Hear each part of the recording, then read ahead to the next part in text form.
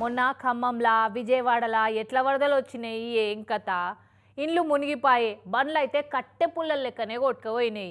జనాలకు నిల్వ నీడ లేకుండా పోయింది. పంటలు వరదపాలైనాయి. ఎంత నష్టాన్ని కష్టాన్ని మిగిల్చిపోయినాయి చూసినాం కదా.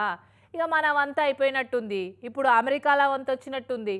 అదిక్కు హ్యారికన్ తుఫాన్లు లేపి ఎట్లా ఆగం చేస్తున్నాయి చూడురి. ఈ అమెరికా దిక్కు హెలేనా అనే తుఫాన్ లేచి ఎల్లంటే ఏందో సూచిస్తున్నది కదా. అమెరికా, మెక్సికో, జమైకా అసొంటి దేశాలను ఎలైన్ తుఫాను ఎత్తి అవతల పడేస్తున్నది. 220 కిలోమీటర్ల స్పీడ్ తోటి తుఫాను గాలి వచ్చే వరకు చాలా ఇండ్లు కూలిపోయినాయి. రోడ్ల మీద స్తంభాలు ఇరిగిపడ్డాయి. ఇండ్లలో వరద వచ్చి జీవాలతో సహా జనాలంతా అల్లాడబట్టిరు. ఇక పాతి ఇండ్లు గోడలు నాని కూలిపోయినాయి. చాలా మంది నిల్వ నీడ లేకుండా అయిపోయారు. కార్లు రోడ్ల మీద వరదల చిక్కినాయి. రెస్క్యూ వాళ్ళు పోయి కాపాడిరు. ఇప్పటిదాకా 4 రాష్ట్రాలలో 50 మందికి మీదనే జీవిడిచిరట. $25 బిలియన్ ఆస్తి నష్టమైందని అక్కడి సర్కారు వాళ్ళే అంచనేసి చెప్తున్నారు.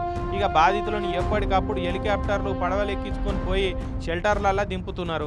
ఆన్నే వాళ్ళకు తిండి గిండి సవలతులు చేసి మంచిగా చూసుకుంటున్నారు. ఇక జమైకా దేశం దిక్కు కూడా చాలా మంది రైతుల పొలాలు నీళ్ళలో మునిగి పంట అంతా ఆగమైందని ఎడవబట్టిరు పాపం. ఇక ఐక్యరాజ్య సంస్థల బృందాలు పోయి వాళ్ళకి ఇంత ఆసరైతున్నాయి. చూడూరి ప్రకృతి ప్రకోపం ముంగట అమెరికా ఏంది, విజయవాడ ఏంది, ఖమ్మం ఏంది, ఎక్కడైనా ఒకటే. కాకుంటే మన తాన వరద బాధితుల మీద కూడా రాజకీయ పేలాలు ఏర్కొంటారు.